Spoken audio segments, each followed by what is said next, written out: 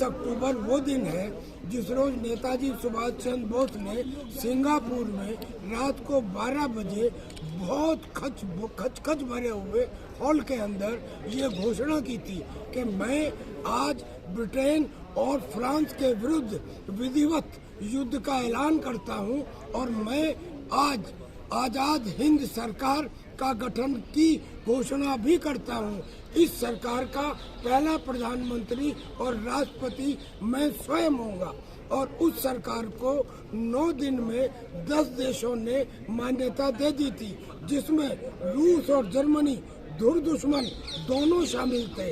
अगर उस समय तत्कालीन नेता भारत के भी उस सरकार को मान्यता दे देते तो अंग्रेज उसी समय यहाँ से जा सकते थे। कितना बड़ा अन्याय हुआ है, लेकिन इतने बड़े देशभक्त की इतनी बड़ी कुर्बानी को याद रखने के लिए आज हमने ये बात कही है कि जैसे 15 अगस्त को हर्षोल्लास का दिन मनाते हैं, ऐसे ही 21 अक्टूबर को उससे भी ज़्यादा हर्षोल्लास का दिन मनाया जाए, क्योंकि अखंड भारत का, स्वतंत्र भारत का पहला स्वतंत्रता दिवस है ये। नाम कर्नल तेजेंद्र पाल त्यागी है। मैं एक वीर चक्र प्राप्त ऑफिसर हूँ और मैं राष्ट्रीय सैनिक संस्था का राष्ट्रीय अध्यक्ष हूँ। राष्ट्रीय सैनिक संस्था की तरफ से आज एक प्रोग्राम कॉन्स्टिट्यूशन क्लब में आयोजित किया गया। ये प्रोग्राम नेताजी सुभाष आज़ाद हिंद फौज के स्थापना दिवस और इस पावन अवसर पर कॉन्स्टिट्यूशन क्लब में हमारे परम आदरणीय आचार्य डॉक्टर लोकेश मुनि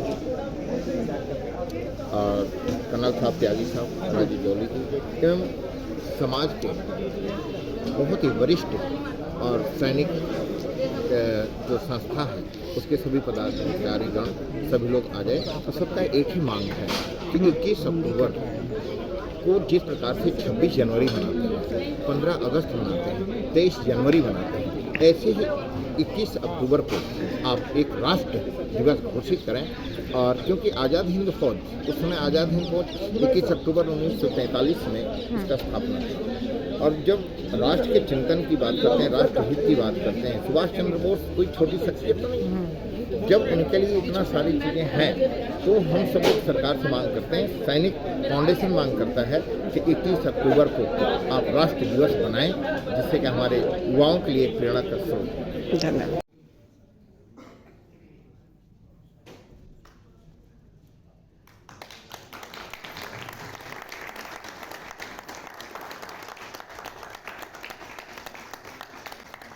इसी कड़ी में मैं आगे बुलाना चाहूंगी, हमारे बीच उपस्थित हैं श्री उदय जाखड़ जी,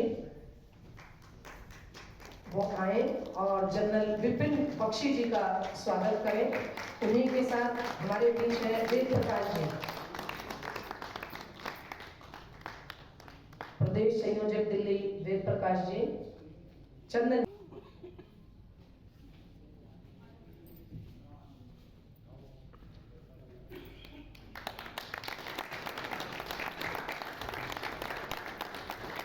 चंद बोस को समर्पित था। चिड़िया करती है बसेरा। 240 टन की मूर्ति अपने आंध्र प्रदेश से, वरंगल से ये 19 दिन में वहां से हमारे 160 टायर वाला ट्रेलर लेकर आया।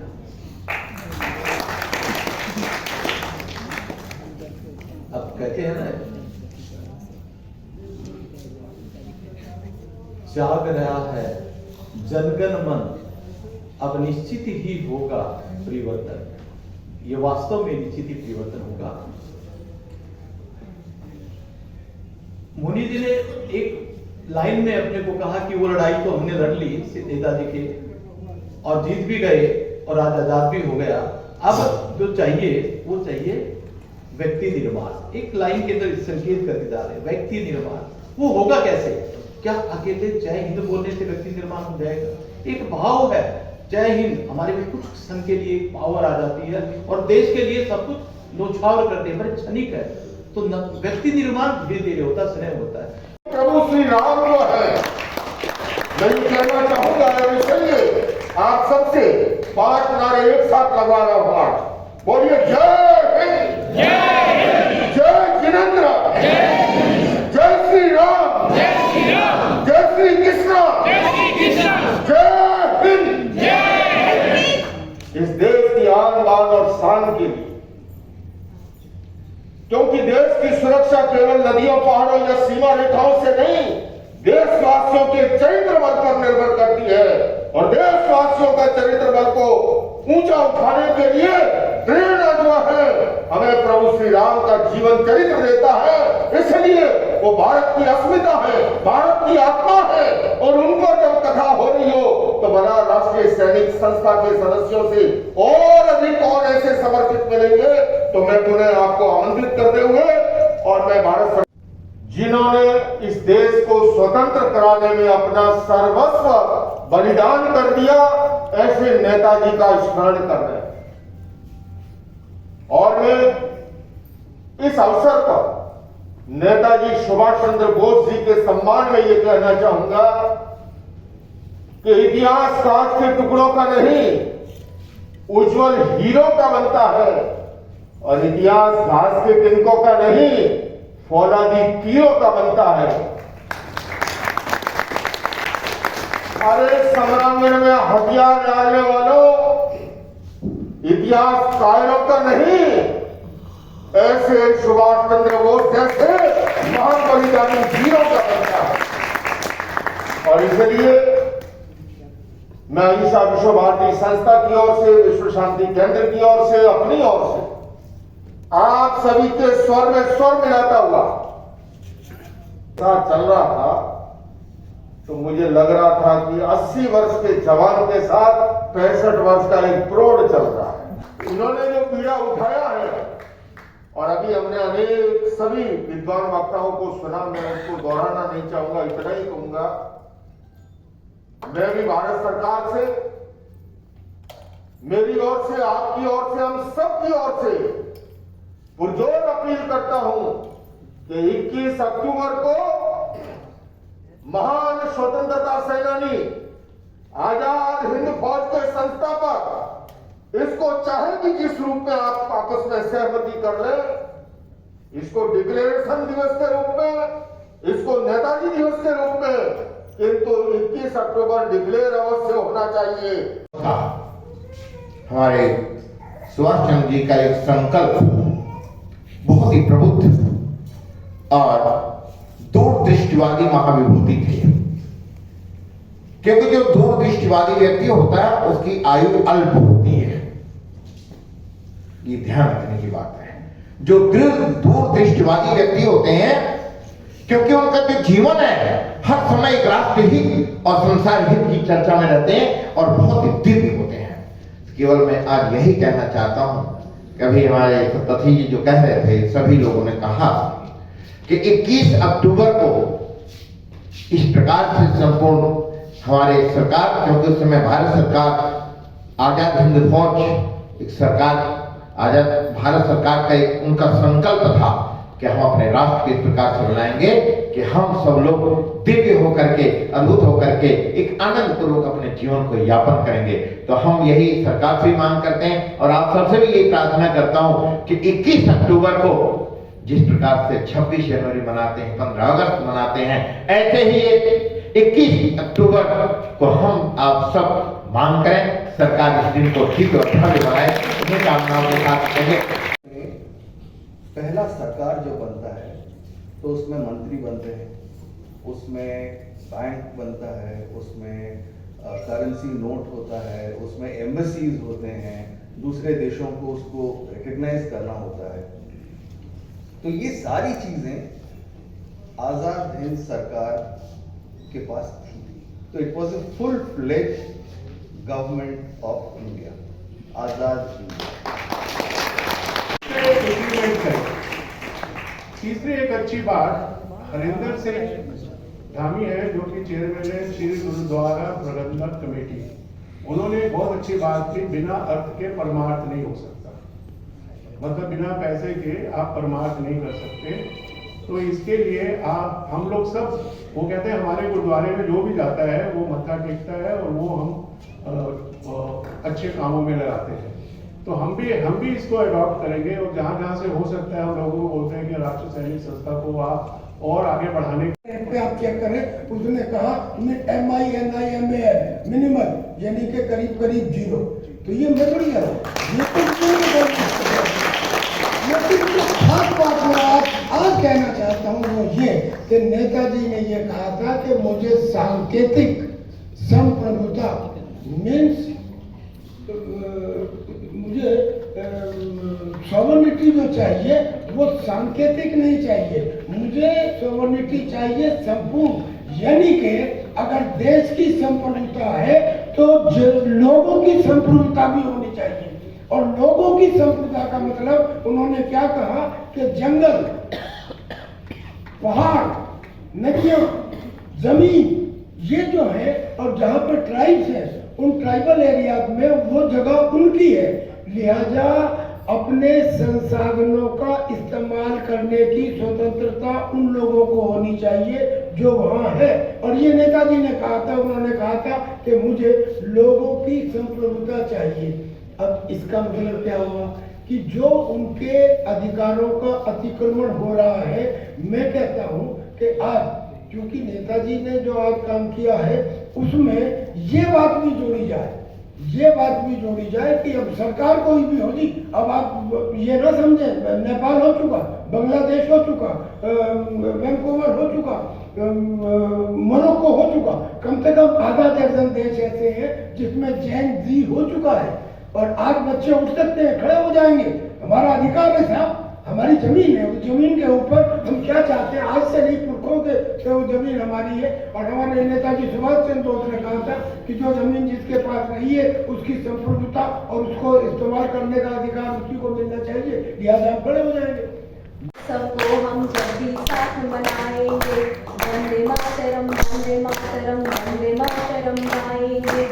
सुनाई थी सहनशीलता, क्षमा, दया को, सहनशीलता, क्षमा और दया, सहनशीलता, क्षमा, दया को तभी पूजता जग है, बल का दर्प चमकता उसके पीछे जब जगमग है। सहनशीलता,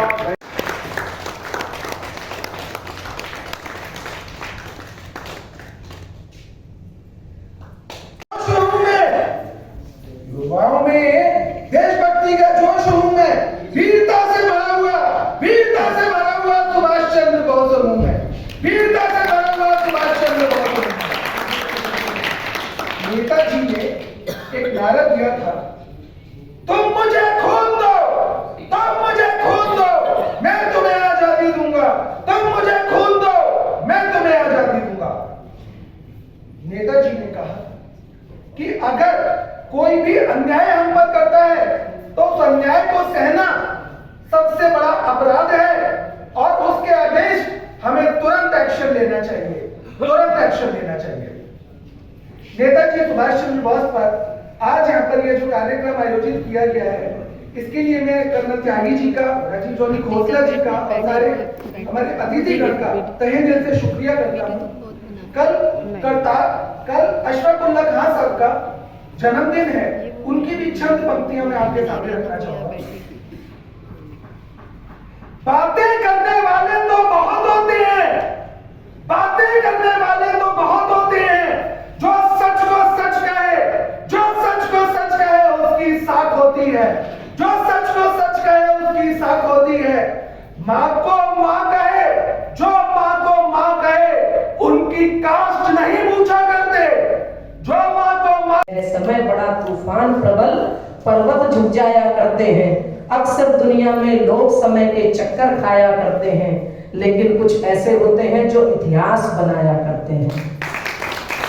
यह उसी वीर इतिहास पुरुष की अनुपम अमर कहानी है जो रक्त कणों से लिखी गई, जिसकी जय हिंद निशानी है। प्यारा सुभाष था या जो एक उन्होंने मौका दिया जिसमें कि भारत को आजाद करने की डिक्लेरेशन कर दी उन्होंने सिंगापुर से 1943 में 82 वर्ष पहले। तो देखिए नेताजी सुभाष चंद्र बोस की आयु सिर्फ 48 वर्ष थी। तो मैं अपना जो एड्रेस है वो सिर्फ नेताजी सुभाष चंद्र जी के ऊपर ही केंद्रित रखूंगा। सिर्फ 48 वर्ष की आयु में उनकी जिंदगी रही और उसी में उन्होंने इतना नाम कमा लिया कि अंग्रेजों को यहाँ से डर के जाना पड़ा। ये बहुत बड़ी बात है। आज के युग में हम सोचते हैं कि 48 वर्ष की आयु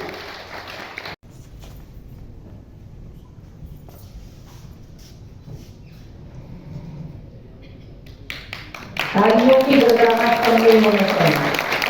हम सबके रिप्रेजेंटेटिव सिर्फ 2 ही साथी यहाँ हैं, लेकिन स्वागत हम सब कर रहे हैं तो तालियों से पता ले रहे हैं। इसी कड़ी को आगे बढ़ाते हुए मैं आमंत्रित करती हूँ एडवोकेट सुधीर त्यागी और श्रीमती उषा राणा जी को कि वो आए और हमारे विशिष्ट अतिथि श्री सुपर्णो सतपति जी का सम्मान करें। जी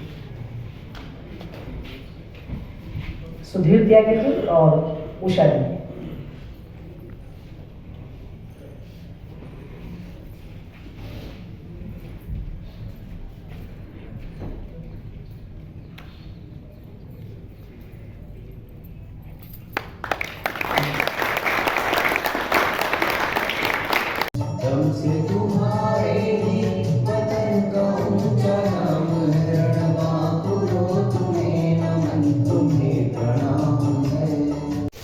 आज के कार्यक्रम के विषय में आप लोग युवा टीम क्या कहना चाहते हैं?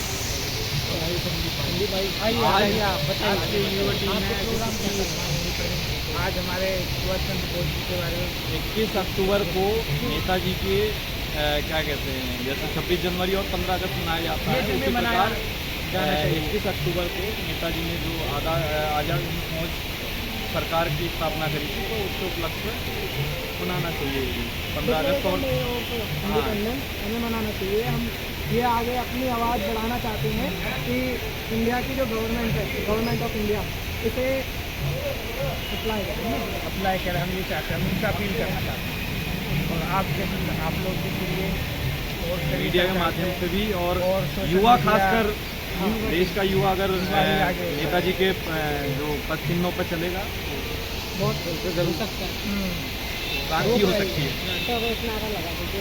भारत माता की जय, भारत माता की जय, जय हिंद, जय हिंद, जय हिंद, जय हिंद। आज के इस ऐतिहासिक कार्यक्रम के लिए मैं कर्नल तेंद्रपाल त्यागी जी और मंचासीन सभी जो मुख्य अतिथि है इनका स्वागत करते हैं। और ये आज का दिन जो इन्होंने चुना 21 अक्टूबर कल दिवाली थी, सभी बिजी थे, मगर आप सभी इतनी संख्या में नेताजी सुभाष चंद्र बोस के लिए आज यहाँ पर आए, बहुत बहुत धन्यवाद। कल 22 अक्टूबर को अशफाक उल्लाह खान साहब का भी जन्मदिन है, हम उन्हें भी पुष्पांजलि अर्पित करते हैं। और हमारे बीच में अजमेर से महेंद्र जी आए, हमारे बीच में जादूगर जो विश्व के पहले सरकार जादूगर जितेंद्र सिंह बब्बर जी, हमारे बीच में परिवार